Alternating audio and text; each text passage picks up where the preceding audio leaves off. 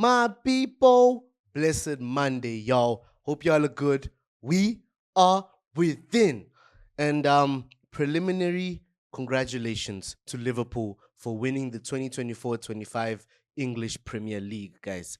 Because that win, that victory at the Etihad is a stamp, I think. 11 points, guys.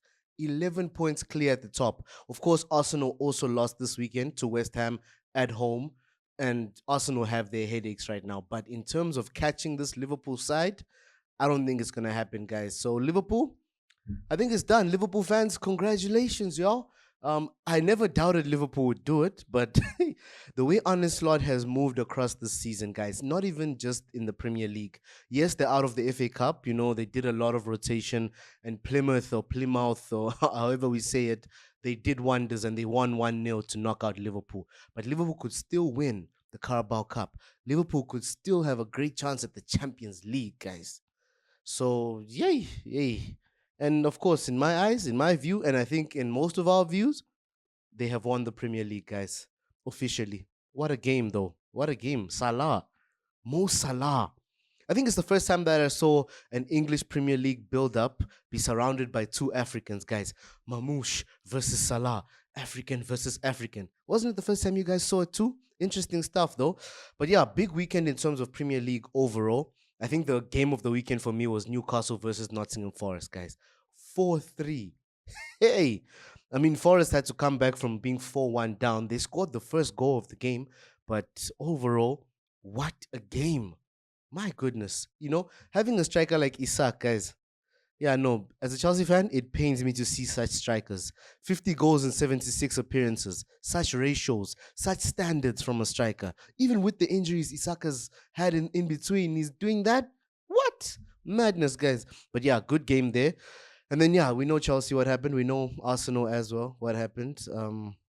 Bournemouth also upset by Wolves. Mateus Cunha as usual. Interesting one. But yeah, guys, a lot of teams did us favors, but Chelsea did not do themselves a favor, which is very unfortunate. And yeah, guys, if you guys saw the post match, I was literally broken. My spirit was not okay in terms of football. So, yeah, I'm back and I wanna chat up our game against Southampton. Pre-match, there will be a protest, is what we're hearing in London outside Stamford Bridge, and I've been saying I'm in support of the protest. It's not to say that I feel the protest will bring instant change or it'll give us insight or anything, but I feel us voicing out our perspective as fans is important. And if this is the first protest of many, that's okay. If it's the only protest, that's okay. But we've made ourselves heard as Chelsea fans. So let's do it, guys. I hear that even Man United will be protesting. That's interesting. And we're all going against our owners. Let's be honest, Man United and Chelsea probably have the worst owners in the Premier League, so it's highly understandable, guys. But yeah, to look at our game against Southampton, as I said, beginning of February, guys, we're going to respect every single team we play this month. And we have two games against teams that were newly promoted, Southampton and Leicester City, I believe. And in terms of winning games, guys, we've had a bad run, but you look at these two games and you see them as platforms to bounce back, guys. Somehow. Come on, Maresca. You know? And Ugochukwu, our player, cannot play against us the same way Disasi couldn't play against us in the Villa game. So that weakens them slightly because Ugochukwu has been key for Southampton this season. Now, in terms of midfield, there's a player, I don't even know how to pronounce his name. It's Gronbach. Gronbach. I think he replaces Ugochukwu, but it's a 3-4-3 back five system. You know, it's Southampton, so you'd understand why they play a back five, try to work on the transition. Chelsea don't do so well against teams that play low blocks, guys. So as much as we feel we could win this game, if we don't score early, even if we score early, let's be honest, we're still under threat. That's how Chelsea are these days. But if we don't score early, we could have a very long game here, to put it in the simplest terms. It could be a very stressful game, leave us anxious like other games. So let's actually try and get the win quickly against Southampton.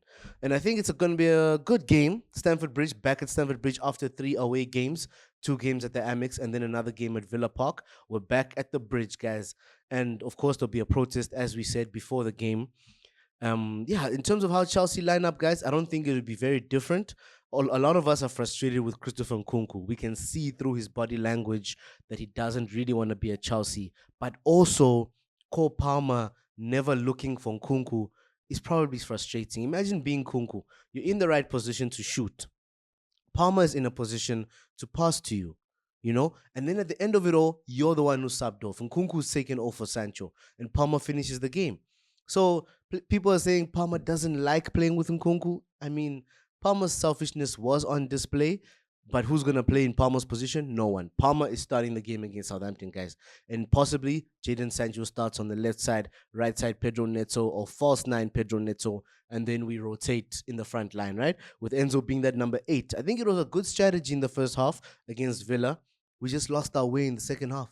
We allowed Villa to take control. We sat back. Probably an instruction from Maresca based on recent results. Paranoia coming into it, perhaps. But we shouldn't sit back across this game. Against Southampton, guys, attack, attack, attack, in my opinion. That's why we have a young team. We have high energy, guys. There's no need for us to sit back and conserve a lead. There's no need for that, guys. Let's double the lead. Let's triple it. Why not? So yes, in terms of lineup, not many changes. Caicedo and Enzo in the mid, back three. But of course, Chalobah definitely not going to play against Southampton after coming off against Villa. So you'd see Tosin to be the starter in a back three with Reece James. Yeah, so guys, those are my thoughts on the game, right? I don't even want to predict scorelines, and I rarely do that on the channel. Maybe one day is one day. I'll become more consistent with that. But I want to share my thoughts on Chelsea in the long run, guys. If you're still here, join the fam. You know what it is. But thoughts, guys. How do I encapsulate this? The owners need to convince us, guys. The owners are losing us because the decisions they make are making our squad weaker, and they're sort of crippling our manager. Even if Maresca's out of his depth, even if Maresca's not good enough to be Chelsea's manager, you can't make it worse by letting go of players that could have helped us, e.g. Felix, e.g. Vega. I'm going to use Vega as the prime example. 21-year-old defender, center back, who was always played as a left back at Chelsea in the beginning, before January, right? Now, you look at Vega. Now he's at Juve, and he was playing well before this minor tendon injury that he's sustained at Juve, right? He was playing really well, guys. So you ship him on loan, and you keep Colwell, you keep other players, you keep other defenders, you bring in Anselmino, who hasn't even seen the pitch. So yeah, what does it say to us as fans? It says that you're genuinely here for business. A player that you signed 7 months ago is now on loan at another European giant. It says something. It's unconvincing, and that's why the protest, I think, is even going to happen, because of scenarios like Renato Vega's. With Renato Vega, guys, they could have just kept him for at least 2 seasons. If you keep Vega for 2 seasons, we as fans see his development. He gets better with the team. The team build that chemistry around him being one of our defenders, and they start to fight for each other, because we can see that mentality is a major issue at Chelsea right now. But the team is young, so it's understandable. If the team is on the back foot, they're bound to lose morale very easily, because no one's going to shout at anyone. No one's going to look at you and shout. Obi Mikel said something that made sense. If you're messing up on the pitch, John Terry would look at you. If you're not okay in the locker room, Terry would approach you and talk to you. Things like that, guys. So, as a Chelsea fan, honestly, the only way these owners will convince us is if there's a bit more consistency in terms of the players they bring in. We can't just be keeping players because these guys are 100 million plus guys. Into further trouble.